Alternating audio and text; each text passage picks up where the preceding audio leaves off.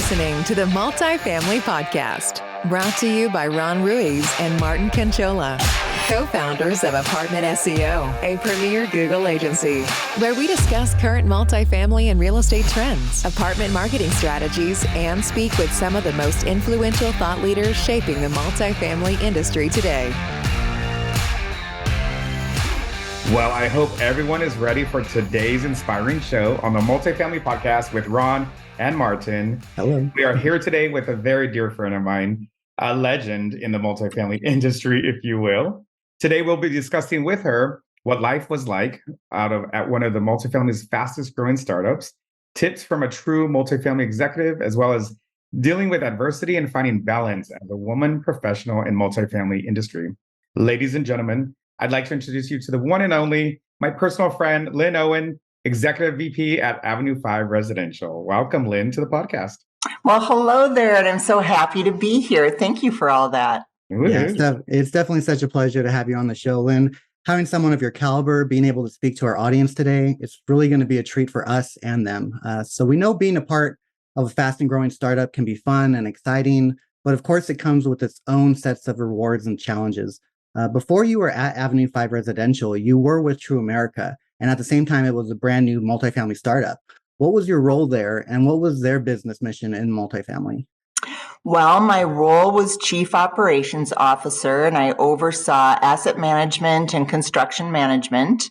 The business mission was simply to be a vertically integrated value-add real estate investment firm, delivering solid risk-adjusted returns to the investors, focused on acquiring, renovating, and managing multifamily assets using best-in-class talent, sound investment strategies, and quality assets, which I guess it isn't simply stated, but I helped write the mission statement, so it was really important that all of that was in there. That's awesome, and it definitely was. So how fast did True America grow during your time with them? Well, we were on a fast track right out of the gate. So I was there for 5.5 years. And in that time, we went from basically zero to 9.5 billion of assets under management. Wow. Did you have to make up like any major sacrifices professionally or personally during your time there? And how did you learn from these experiences? Well, any startup is a commitment in all phases of your life. Then add the opportunities growing across the country, juggling recruitment, hiring key personnel, watching multiple budgets of CapEx, timing of accretive improvements to meet the fiscal goals, and doing all of that, living out of a suitcase 3 weeks of every month there toward the last 2 years of my tenure. It was, and at times, stressful, but it was also really exhilarating and fun. It was a wild ride to huge success in a very short period of time.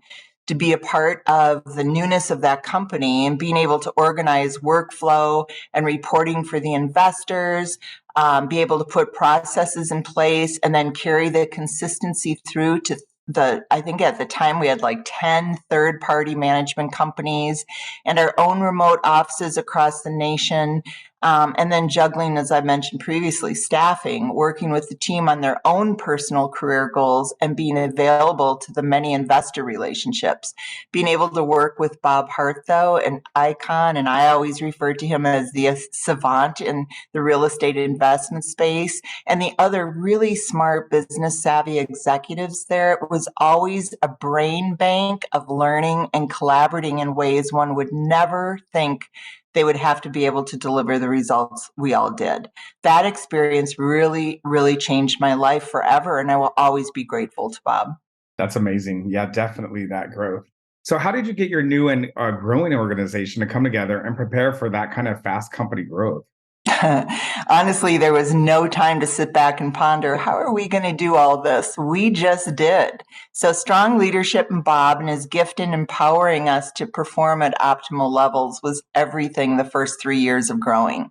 Then we made the decision to hire an HR professional who truly, with the lucky addition of Aaron Mack, became a much bigger opportunity for the firm to be able to focus on culture, which can most times be forgotten with that kind of growth and work hours required.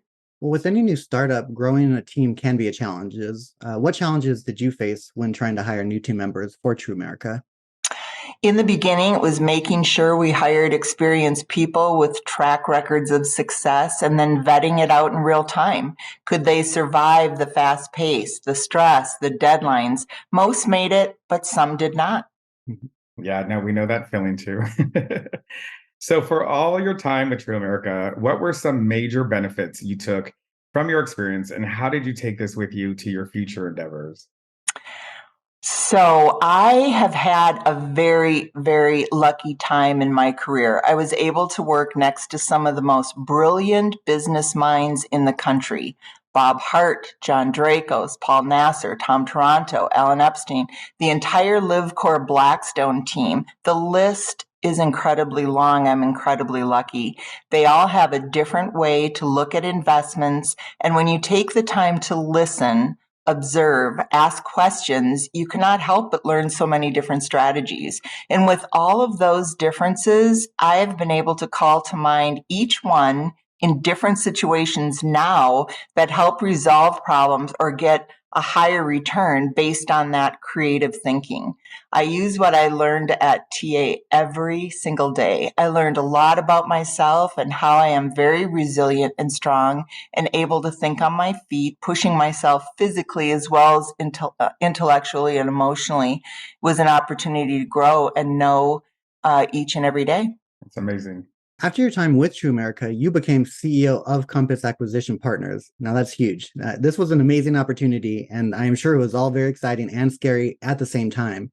Can you fill our audience in on the business goals for Compass Acquisition Partners when you started with them? Sure. Well, let me say this first. I never ever thought I would leave True America. Even on the most stressful day, I always thought I'd be there forever. However, I'm very close to my family who lives in Minnesota. My father's health was deteriorating fast, and my mother, in her 80s, wanted to take care of him alone so he could stay in their home. But it was killing her, and every time I went home, I saw that. So as much as I did weekend trips and holidays, she needed more help. So for me to leave True America was an emotional decision for me, but I felt it was a necessary one. Bob probably would have given me time to work remotely, but every single person at True America had a responsibility that was linked and critical to the overall success of the firm. I loved what we had built and had great respect for my cohort. So there was no way I felt that I could reasonably ask for the unknown time commitment that would add my workload to others, that I needed to be there for my dad. I knew he was dying. Compass was in the background watching this emotional upheaval and kept trying to find ways to recruit me to help them do what we had done at True America on a much smaller scale. I could work remote. I could hire the team I needed for support. I could slow down my life to take care of my family and still be a viable professional making an impact in investments for Compass. That was very attractive at the time of emotional duress. Yeah, I can only imagine. And that was great that them being able to work with you overall. And during your career with Compass, what would you say are some valuable lessons you learned from them? Oh my goodness, such a different approach than True America. The chairman had been a former client of mine when I had my own property management company in Seattle, so I knew him very well for 15 years. Since it was a smaller company than True, and I was the CEO, I was able to stretch myself into the legal contracts and matters, the administrative side of an investment business, different types of reporting than what I was used to, and a different philosophy for investments. That was amazing. I remember that exact time. And my biggest question that I want you to share with the audience is how did you deal with some major adversity in your life when your father's health started to deteriorate, and then dealing with his ultimate passing? And why did you feel it was time to leave Compass around that time? Well, I had gone back to school while at True America to get my MBA. So I wasn't busy enough, but I did that. So at that time I was graduating, working remotely as often as possible, growing the Compass portfolio. And then my dad died. After that, the chairman passed away at 55 years old. Before he did, he had changed his mind on growing the company, so our strategy changed. There was a whole lot of emotional challenges to journey through for sure. Yeah, that was such a raw time. And yeah, you're right. Congratulations on your MBA. I remember thinking that, like, this woman's crazy. She's doing her MBA, doing another startup, quote unquote startup, because they were existing, but you were taking them to another level. Right. Yeah, and then life does happen, right, for all of us. So yeah, with that being said, it can be challenging, obviously, as we know, to try to balance the family and work responsibilities. I think you've done it well, by the way, my friend. Thank you. Everyone obviously has different life events that they could be going through at any given time. And I think that's the part of for the audience to hear is like, we all are human, and we bring that element. But how did you find your work-life balance in your life during each of those major transitions? Well, honestly, I'm still working on that. I'd say being resilient and positive during each transition is absolutely necessary, and practicing gratitude. But work-life balance, I still think at times it is nothing more than a myth. Success takes a lot of hard work, dedication, putting your head down, rolling up your sleeves. You have to have a money mindset to do well in the investment world. It has to do with understanding what your real goals are, what makes you wake up every single morning before the alarm and hurry to your computer or office or team. You can hardly wait to get there. It's about forgiving yourself for the past mistakes and learning from them. It's working to evolve in your management style or even work ethic. Practice gratitude and find a philanthropic interest so you can live outside of yourself. That's a big one for me. Know your worth, believe in yourself or no one else will. Respect and value money, especially as it relates to your clients or business partners. Sacrifice leisure in the beginning so you can enjoy it the way that it will fit into your goals. And every year of your life, reevaluate your goals, your priorities. Are they the same or do you need to pivot and reset? Amen. I love all those. That was great. I know. I need to keep that on my wall. So definitely I'll laminate it for you. Thank you. Oh yeah, that part's definitely going to be like a highlight. So we want to take little pieces of nuggets of the podcast and turn those into like TikToks in the future. Totally. So definitely going to be pulling some of that. Oh, great. So speaking of pivoting, I want to pivot a little and ask, what it's been like being a woman leader, reinventing and fine-tuning yourself and your management style as you continue to learn in life. You've represented some noteworthy companies such as Greystar, True America, and Compass Acquisition Partners, to now one of the fastest growing management companies in the country, Avenue 5 Residential, where you are currently serving as the Executive Vice President of Client Strategy. What's your number one lesson of success you can share with our audience today based on all of your experience through the years? Well, since there's so many years to really contemplate that with, there are many number ones. So number one for me out of all of these is care about the people. Be kind to everyone. Listen more than you talk. Lean in, find your voice, learn to be direct and transparent without being seen as hard and mean-spirited or unmoving. Appreciate everyone you meet along your journey. They're there for a reason, and keep on learning. Stay vital. Challenge yourself every day to live outside of your comfort zone. Amen. Again, that's another. I keep shaking my head. The audience can't see, but I'm like, this is amazing. Thank you. I appreciate that. I know a lot of the people that you've worked with. And so my question to you is, with each new executive role that you've taken, how did it help you evolve into a successful one leader, obviously, that you are? And how were you able to adapt and also obviously reinvent yourself through each of those transitions at each respective company? Well, my first real estate, even life mentor was a man named Roman Brandis in Minnesota. He was an enigma in real estate in Minnesota. He was a survivor of the Holocaust and saw the most horror anyone should ever have to see. It could have jaded him. Instead, he was kind and patient, but smart, very business-minded. I was 26 at the time, and he saw something in me that was worth mentoring. He took me into his office, and he had this button on this massive marble desk, and it would slam his office door shut, and he'd put me through the most grueling training on financial statements, investments, cap rates, how to think differently than anyone else. I was with him for 8 years before I moved from Minnesota to Seattle, and I still to this day think back to his sayings like, you need to like the person you see in the mirror every day, or it doesn't take a lot of time to care about another. Sometimes it's just about asking them how they are and really listening. And he drilled into me that knowledge was power. It could open up my next big opportunity in life so I could eventually become all that I was meant to be. So you really cannot have an ego when you're in management or on the executive circuit or want to get there. You have to know your worth at all times and not be afraid to stretch yourself, all with being humble.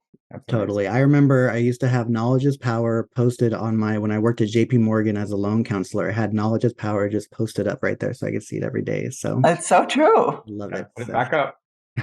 So did you ever have to deal with imposter syndrome early on in your career? And how did you combat this to learn to grow from the experience rather than feel defeated? You know, it's so funny. I'd never heard of imposter syndrome up until about a month ago. And then here you are asking me this too. So for the most part, I've never doubted my skills, talents, or future achievements, but I also never thought of it on a daily basis that I deserved any of my successes. So that was never even in my periphery. What I mean is that I always tried to do my very best at every position I've ever accepted. I focused on what impact I could have here, there, and overall until I went to True America. I went from property management operations, running my own company, selling it to Greystar and running someone else's platform, to working as a COO in the investment world. These were professionals that I had never had, that kind of intimacy with before. So they were always my clients, and, I was running someone else's platform, or when I had my own, it was what, was important to us to offer. But now I'm thrown into, well, Bob Hart, he's a genius, right? So did I panic for a moment? Heck yes. But with Bob's guidance and his no-nonsense approach that success is the only option, get it right the first time. Nothing about failure ever. It was always, that's it. I learned to believe in what I could accomplish and then just had to do it. That is so amazing. I love that. I love the vulnerability. Did I panic? Yes. Okay, good. Because you make me feel like we're normal. But I mean, look at the career path. This is amazing. So now at Avenue 5 Residential, being one of the fastest growing multifamily management firms in the US, with many of my friends, how has business development for a third party changed over the years? And what is necessary now to win the deals? I'm sure a lot of people listening are going to want to hear this. Well, I think it's so great. And I think Walt Smith, our CEO, will be happy to hear you calling us the fastest growing property management company firm in the US.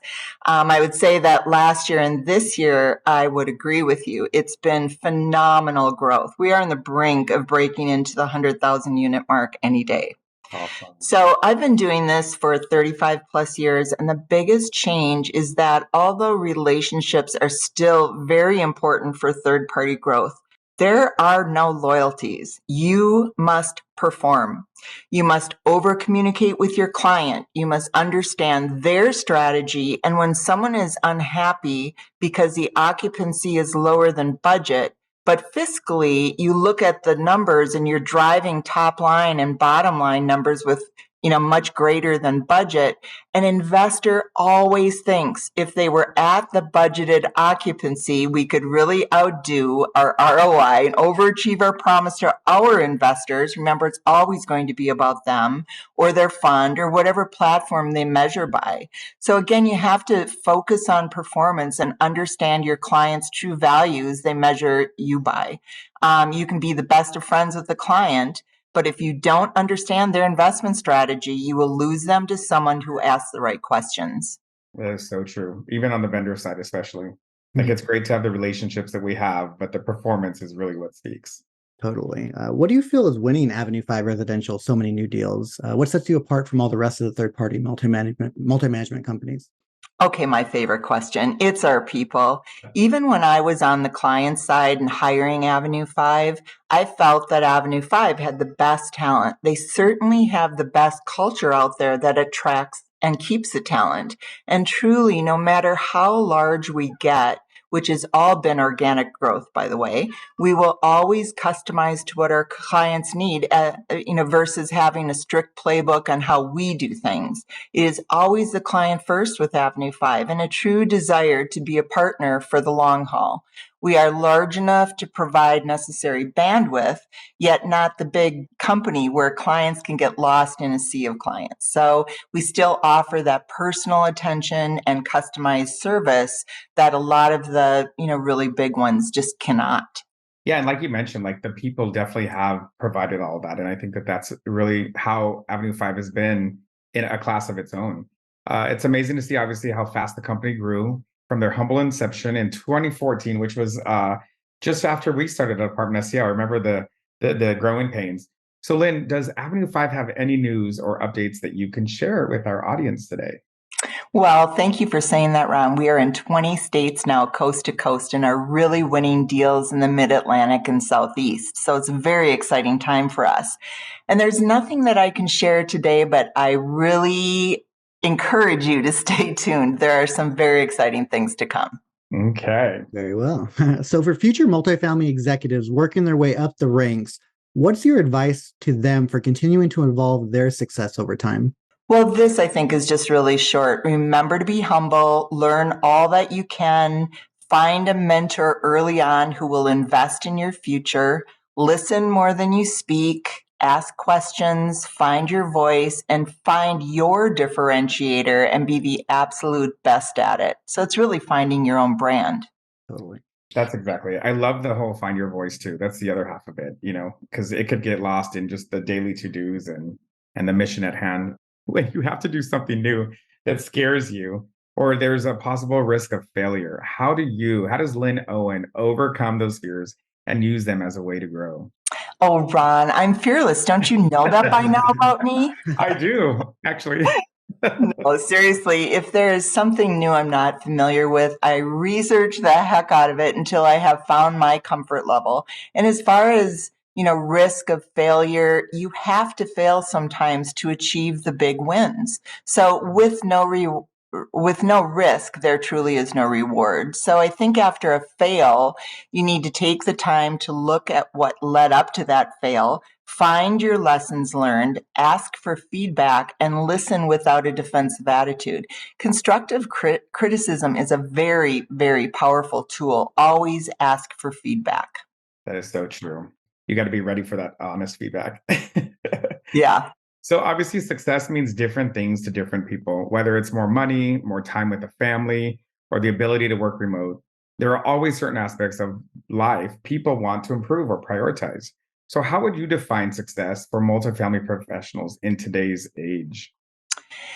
That's a tough answer, Ron. I think the definition for success is very personal. It might be making as much money as you can to prepare for retirement at an earlier age, or it could be to put all of your kids through college, or it could be working a 40-hour work week, no weekend work, emails, or calls, so you can live your life with your family on your terms. So I look at every day as a gift and what we do with it to better ourselves, learn something new, provide more or better things for our families, or find joy in having a giving heart. The multifamily industry offers all means for success to so many. All you have to do is find which multifamily platform or service gives you the most contentment or the best avenue to drive you to reaching your goals. That is so true. Now, I'm sure there are some multifamily professionals in our audience today who are wondering, how will I know if it's time to persevere with my current company and keep growing with them, or pivot to a new company? Do you have any words of wisdom for them there? Well, words of wisdom, I don't know. I'd say the first thing that comes to mind is that the grass is always greener, so make sure you know what you're pivoting to. And then conversely, with change brings opportunity. So being stagnant in one position or sometimes at one company forever, a person can become one-dimensional instead of well-rounded. So make a plan, start on that journey, but pay attention to opportunity knocking. Be flexible and believe in how far you can stretch. You will really amaze yourself. That is definitely so many great nuggets and words of wisdom from the one and only Lynn Owen. Thank you so much for being on the Multifamily Podcast. We wish you well as you lead Avenue 5 into 21 plus states and into the future. And you continue to make your mark, obviously, on the multifamily industry. You've definitely made a mark on me as a person. A lot of what you shared of Martin and I could relate to as startup founders as well. And I think that a lot of these nuggets you shared, not only for women navigating their success, will be alive and well for many years to come. So thank you so much, Lynn. Well, thank you, Ron. It's always a pleasure to be with you, both of you. And thank you for inviting me here today. I had so much fun speaking with you. Thank you so much for joining us today, Lynn. It was a real treat to have you on the show. So for anyone just tuning in, please make sure to subscribe to the Multifamily Podcast at multifamilypodcast.com. Also, get your free marketing analysis for your communities by contacting apartmentseo.com as well. And we can set you up with a free analysis to look over your property and set up a demo with you if you'd like. We look forward to connecting with you all. Until next time, everyone. Bye. Bye. Bye. Thank you for listening to the Multifamily Podcast, brought to you by co-founders of ApartmentSEO, a premier Google agency, with your hosts, Ron Ruiz and Martin Quinchola. Join us again next time as we continue to bring you the latest and greatest in the multifamily industry.